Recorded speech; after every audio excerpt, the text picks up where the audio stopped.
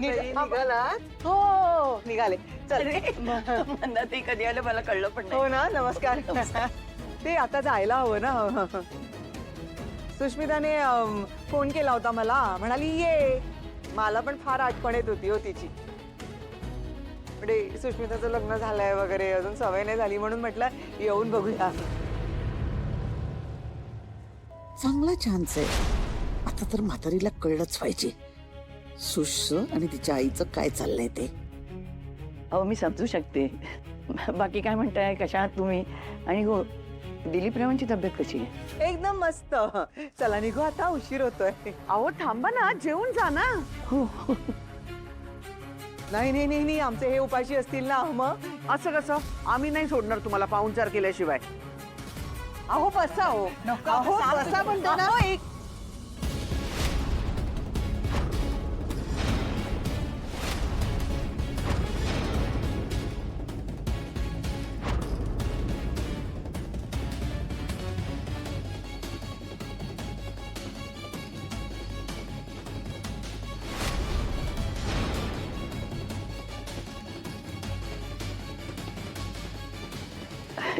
हा तर आमचा पारंपरिक दागिना आहे.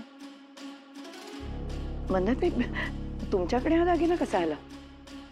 काय म्हणता? हो का? बघू.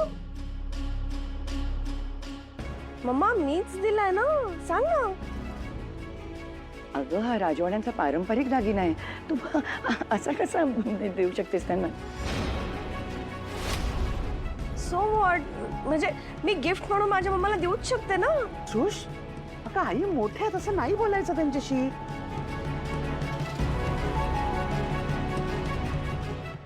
आई तू कधी आली आहेस? काय झालं आजी? पिंट्या जरा वगैरे म्हणजे सुष्मितानं आपल्या कोणालाही न सांगताना तिच्या आईला हा आपला पारंपरिक दागिना देत होती.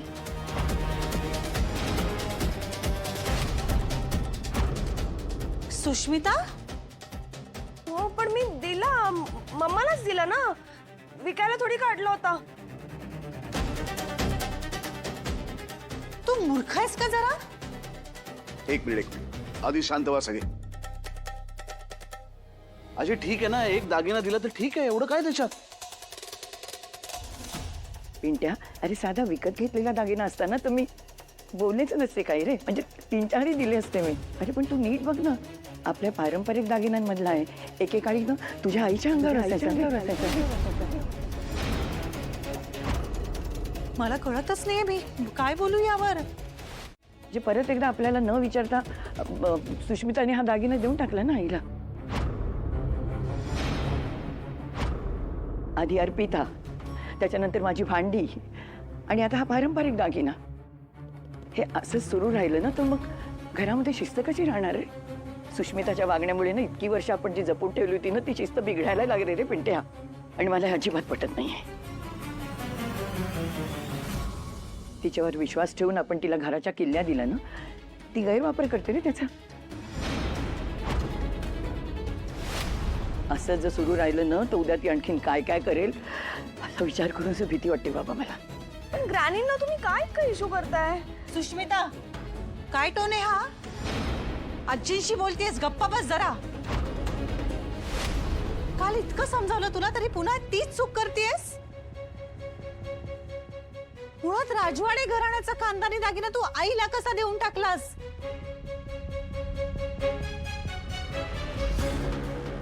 आणि अगं आई तू तू घेऊन टाकलास. तुला समजवायला हवं ना तिला हे चूक आहे म्हणून. तिने दिला, मी घेतला. आजी माफ करा तिला, लहान आहे ती अजून, कळत नाही एवढं. माफ कर. नाही म्हणत आहे म्हणजे भांड्यांच्या बाबतीमध्ये मी माफ केलं होतं तिला, पण ही काही शिकली नाही त्याच्यातून. हिने सिद्ध केले की घरचे अधिकार सांभाळण्याची पात्रता नाहीये तिची.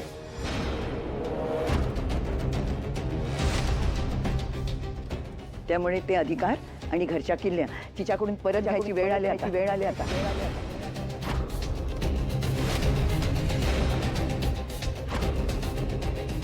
नाही नाही नाही, तुम्ही असं नाही करू शकत ग्रॅनींला.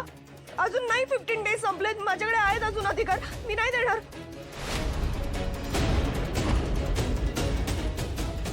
सुश तू चुप बस. आई तुम्ही काळजी करू नका. हे चूक आहे ते चूक आहे. या वेळेला मी माझ्या सुनेला पाठीशी घालणार नाही. ती लहान आहे ना, हेच खरं आहे आई तुम्ही म्हणता ते. घरातले अधिकार कसे घरातल्या कर्त्या सवरत्या अनुभवी जाणत्या बाईला मिळाले पाहिजेत. आणि ते तिलाच मिळतील. इथे इथे म्हटलं ना. सासूबाई बोल. शांत राहा जरा. स्वानंदी काळजी करू नको. यावेळी अजिबात मी माझ्या सुनेला पाठीशी घालणार नाहीये. चूक आहे ती चूकच आहे. मला अजिबात आवडत नाही.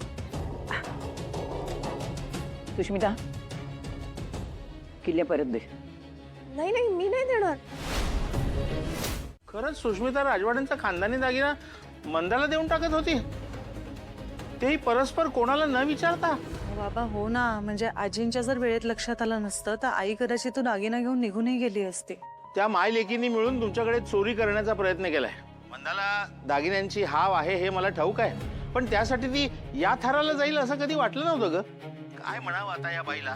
नाही नाही बाबा ऐका, सुष्मिताला ऍक्च्युली ती गोष्ट तिच्या हक्काची वाटली म्हणून ती आईला गिफ्ट करत होती. तो अगं असं कसं वाटलं तिला? मूर्ख आहे का ती? आणि मंदा तिचा तर सुरुवातीपासूनच डोळा आहे राजवाड्यांच्या दागिन्यावर. मला तर वाटतं तिनंच फूस लावली असणार आहे सुष्मिताला. सुष्मिता असं काहीतरी वागते म्हटलं आईने तिला समजवायला हवं होतं की असं मोठ्यांच्या गोष्टी त्यांना न विचारता नाही दिल्या पाहिजेत. नाही नाही, त्या दोघींचंही वागणं हाताबाहेर जात चाललेलं आहे. मला त्या दोघींशी एकदा बोलावंच लागेल. ऐका ना बाबा, मी तुम्हाला माहिती असावी म्हणून ही गोष्ट सांगितली. तुम्ही प्लीज जरा शांतपणे बोला, स्पेशली आईशी. अगं शांतपणे बोलून मंदाला जर कळलं असतं ना तर गोष्टी या थराला आल्याच नसत्या. एवढी कसली का ती दागिन्यांची हाव? अगं दुसऱ्यांच्या गोष्टी घेऊन येत हे लहान मुलांना सुद्धा कळतं, हे मंदाला कळायला नको.